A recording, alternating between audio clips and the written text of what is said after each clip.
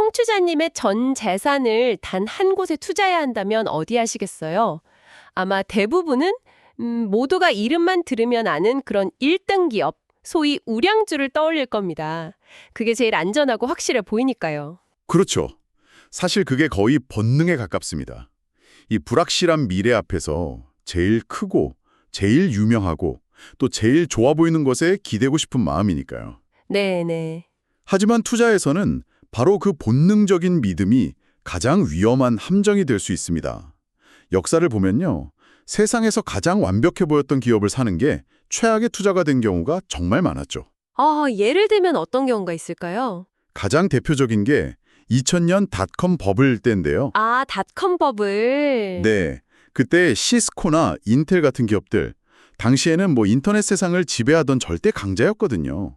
모두가 그 영광이 영원할 거라고 믿었죠. 맞아요, 그랬죠. 그리고 실제로 그 기업들은 그 후로도 오랫동안 돈을 아주 잘 벌었습니다. 네. 문제는 주식이었어요. 그 찬란한 정점에서 주식을 싼 투자자들은요, 10년, 심지어 15년이 지나도록 원금을 회복하지 못했습니다. 기업은 좋았는데 주식은 끔찍했던 거죠. 바로 그 지점이네요. 좋은 기업에 투자하는 거랑 좋은 주식에 투자하는 게 완전히 다른 이야기라는 거군요. 많은 분들이 이 둘을 그냥 똑같다고 생각하는 실수를 하시는 것 같아요. 바로 그겁니다.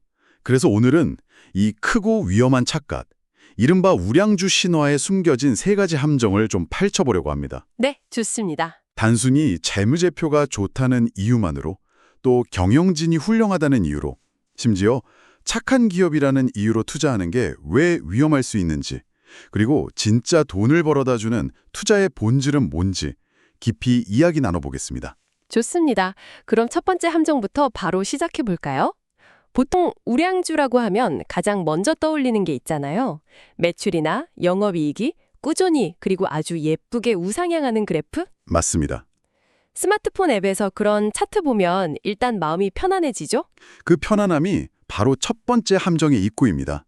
겉으로 보이는 숫자에 아주 교묘한 착시가 숨어 있거든요. 착시요? 네, 월가의 현인으로 불리는 아스워드 다모다란 교수가 경제적 부가가치, EVA라는 개념으로 그 허상을 아주 날카롭게 지적합니다. 경제적 부가가치. 좀 어렵게 들리는데요. 개념은 아주 간단합니다. 제가 아주 쉬운 비유를 하나 들어볼게요. 청취자님께서 1억 원을 투자해서 아주 예쁜 카페를 차렸다고 상상해 보세요. 네. 1년 동안 정말 열심히 일해서 인건비, 월세, 재료비 다 빼고요. 순수하게 500만 원을 벌었습니다. 장부상으로는 분명 흑자죠. 네. 1년 고생해서 500만 원 벌었으니까 나쁜 장사는 아닌 것 같은데요? 과연 그럴까요? 만약에 그 1억 원으로 카페를 차리는 대신 그냥 가장 안전한 은행 예금에만 넣어뒀어도 이자로 500만 원을 받을 수 있었다면요. 그럼 그럼 어떻게 될까요? 그렇게 생각하니까 1년간의 그 모든 고생이랑 위험 부담이 아무런 의미가 없어지네요. 그냥 앉아서 번 돈이랑 똑같으니까요. 정확합니다. 그게 바로 자본의 비용이라는 개념이에요. 은행 이자 500만 원이 바로 내 돈 1억 원에 대한 최소한의 기회비용, 즉 자본 비용인 셈이죠. 아하. 아무 가치도 창출하지 못한 헛고생이 되는 겁니다. 와. 주식시장의 거대 기업들도 똑같아요. 수조 원의 이익을 냈다고 발표해도 그 이익을 내려고 투입된 수백조 원의 자본 비용을 빼고 나면 오히려 마이너스인 기업들이 수두룩합니다.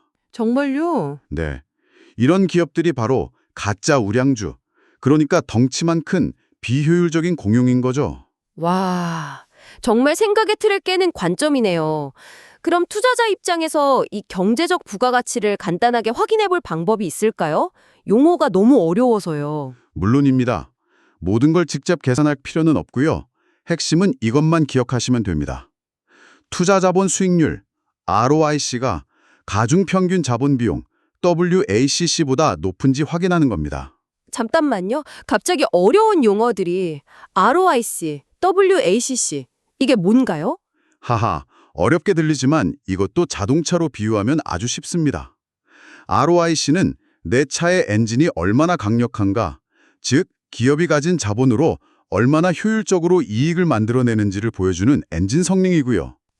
엔진 성능? 네, 그리고 WACC는 그 엔진을 돌리는 데 드는 기름값이라고 생각하시면 돼요. 기업이 돈을 빌리거나 투자 받는 데 드는 평균적인 비용이죠. 아하, 그럼 아무리 엔진, 즉 ROIC가 좋아도 기름값 WACC가 너무 비싸면 남는 게 없다는 뜻이군요. 바로 그겁니다. 엔진 성능, 즉 ROIC가 좋아야 진짜 돈을 버는 차라고 할 수 있겠네요. 정확합니다. 겉으로 보이는 순이익 액수가 아니라 이 ROIC가 WACC보다 높은 기업만이 주주를 위해 진짜 가치를 만들어내는 기업, 즉 진짜 우량주의 첫 번째 관문을 통과한 셈입니다. 알겠습니다. 숫자의 함정은 이제 좀 걷어낸 것 같아요. 그럼 두 번째 함정으로 넘어가 보죠. 숫자만큼이나 중요하게 보는 게 경영진이잖아요. 그렇죠. 투명한 지배구조, 주주 친화적인 정책, 훌륭한 비전을 가진 CEO. 이런 차탄 경영진이 있는 회사는 왠지 더 믿음이 가고 장기적으로도 좋을 것 같거든요. 그 믿음이 바로 두 번째 함정입니다. 이것도 함정이에요. 네. 도덕적으로는 100번 맞는 말이지만 투자의 세계에서는 오히려 역설적인 결과가 나타납니다.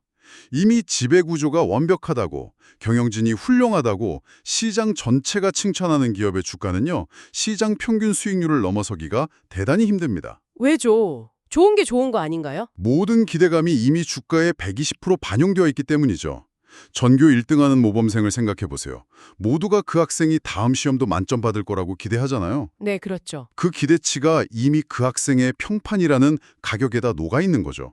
여기서 성적을 더 올리기는 거의 불가능에 가깝고요. 혹시라도 실수로 문제 하나라도 틀리면 실망했다는 소리를 듣기 십상입니다. 주가도 똑같아요. 아, 더 이상 좋아질 부분이 없는 상태라는 거군요. 기대치는 하늘을 찌르는데 현실이 그 기대를 조금이라도 밑돌면 오히려 주가가 떨어질 수 있다는 말씀이시네요. 정확합니다. 그래서 진짜 폭발적인 수익률의 기회는 의외로 곳에 있습니다. 어떤 곳이죠? 바로 개과천선 직전의 기업. 즉, 과거에는 엉망이었지만 이제 막 좋아지려는 변화의 길목에 서 있는 기업입니다. 아, 예를 들어 무능한 경영진이 쫓겨나고 새로운 리더가 온다거나 행동주의 펀드의 압박으로 비효율적인 사업부를 정리하기 시작한다거나 하는 그런 기업들이죠. 완성된 천사가 아니라 정신 차리기 시작한 문제아를 찾아야 한다는 거네요. 그렇죠. 시장은 이런 문제아에게 아무런 기대를 안 하기 때문에 주가가 아주 쌉니다. 그랬던 회사가 조금씩 나아지는 모습을 보여주기 시작하면 시장의 평가가 쓰레기에서 혹시에서 오, 좋은데 로 바뀌면서 주가가 극적으로 재평가받게 되거든요. 아하, 우리는 바로 그 재평가의 과정에서 큰 수익을 얻는 겁니다. 맑고 투명한 물에서는 모든 게 다 보여서 기회가 없어요. 오히려 흙탕물이 가라앉기 시작할 때 그 밑에 숨겨진 보석이 드러나는 법이죠. 정말 흥미로운 관점이네요. 좋은 경영이라는 고정관념을 완전히 뒤집는 이야기 같아요. 그런데 좋다는 개념을 확장해보면 요즘 가장 뜨거운 주제가 있잖아요. ESG. ESG. 네, 환경, 사회, 지배구조를 중시하는 착한 기업에 투자하면 돈도 번다는 이야기요. 이건 방금 말씀하신 문제아 투자법과는 정반대 개념 같은데요? 이건 어떻게 봐야 할까요? 아주 좋은 질문입니다. 그게 바로 우리가 빠지기 쉬운 세 번째 함정, 도덕성의 함정입니다. 도덕성의 함정이요? 네. 듣기에는 참 달콤하죠. 내가 윤리적인 기업에 투자해서 세상도 좋게 만들고 내 계좌도 불어난다니. 하지만 현실의 데이터는 아주 냉정합니다. ESG 등급이 높은 펀드나 기업들이 장기적으로 시장 수익률을 꾸준히 이긴다는 명확한 증거는 거의 없습니다. 의외네요. 착한 기업들이 소비자들의 선택을 더 많이 받고 정부 규제 같은 위험도 피할 수 있어서 장기적으로는 더 유리할 것 같은데요. 이론적으로는 그렇습니다. 하지만 시장은 그렇게 단순하게 움직이지 않거든요. 첫째, 소비자들이 정말 착하다는 이유만으로 훨씬 더 비싼 제품을 기꺼이 사줄까요? 일부는 그렇겠지만 대부분은 가격과 품질이라는 본능적인 기준을 먼저 따릅니다. 둘째, 기업이 과도하게 사회적 책임이나 이미지 관리에 비용을 쏟다 보면 정작 중요한 기술 개발이나 원가 절감 같은 본질적인 경쟁력을 잃어버릴 수도 있습니다. 시장은 결국 냉혹한 비즈니스의 전쟁터니까요. 결국 투자는 자선 사업이 아니라는 말씀으로 들리네요. 그렇습니다. 제가 ESG가 무의미하다고 말하는 게 아닙니다. 특정 기업의 철학을 응원하고 싶다면 그 회사 제품을 사주거나 캠페인에 기부하는 게 훨씬 직접적이고 효과적인 방법이죠. 네. 하지만 우리의 소중한 노후 자금, 우리 가족의 미래가 걸린 돈을 도덕적 이미지라는 막연하고 증명되지 않은 기대감에 맡기는 건 투자자로서 무책임한 행동일 수 있습니다. 감정이 아니라 숫자로, 신념이 아니라 가치로 판단해야 합니다. 알겠습니다. 숫자의 함정, 경영의 함정, 도덕성의 함정까지. 우량주를 둘러싼 세 가지 신화를 모두 깨부순 것 같아요. 듣고 나니 머릿속에 시원해지면서도 한편으로는 좀 혼란스럽네요. 하하, 그렇죠. 그럼 도대체 우리는 어떻게 진짜 좋은 주식을 그것도 싸게 살 수 있는 걸까요? 이제 가장 중요한 이야기로 넘어왔네요. 다모다란 교수는 아주 명쾌한 해답을 줍니다. 우량 기업이 나쁜 소식에 휘말려 비명을 지를 때가 바로 매수 기회라고 말이죠. 공포에 살아는 그 유명한 격언이군요. 맞습니다. 그런데 사람들은 보통 반대로 행동하죠. 훌륭한 기업에 일시적인 악재가 터지면 세상이 망할 것처럼 도망가게 바쁩니다. 네, 맞아요. 근데 이건 정말 아이러니한 일이에요. 백화점에서 평소에 눈독 들이던 명품 가방이 갑자기 50% 세일을 한다고 생각해 보세요. 아마 대부분은 가게 문 열리자마자 달려갈 겁니다. 그렇죠. 당장 가야죠. 그런데 왜 주식시장에서는 모두가 인정하는 명품 기업이 반값이 되면 모두가 겁을 먹고 도망가는 걸까요? 듣고 보니 그러네요. 본질 가치는 그대로인데 단지 시장의 공포 때문에 가격만 싸진 건데 말이죠. 바로 그겁니다. 훌륭한 기업은 일시적인 문제로 주가가 폭락해도 결국 자신의 본질적인 가치로 돌아오려는 강력한 평균 회귀의 힘을 가지고 있습니다. 우리는 그 힘을 믿고 군중의 공포를 이용해야 합니다. 네. 물론 이 과정에서 감이 아닌 냉철한 원칙이 필요하겠죠. 그래서 4가지 체크리스트를 제시합니다. 이 기준들이 모두 맞아떨어질 때만 용감하게 지갑을 여는 겁니다. 드디어 나왔네요. 그 4가지 체크리스트. 하나씩 자세히 설명해 주시죠. 첫째, 진짜 돈을 버는가입니다. 아, 아까 말씀하신 그거군요. 네, 맞습니다. 앞서 말한 경제적 부가가치가 플러스인가를 다시 확인하는 겁니다. 즉, 기름값 WACC보다 엔진 성능 ROIC가 좋은 기업인가를 먼저 걸러내야 합니다. 일시적인 악재에 빠졌더라도 근본적으로 돈 버는 능력이 있는 회사에야 회복할 수 있겠죠.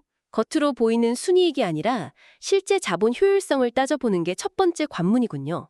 알겠습니다. 두 번째는 뭔가요?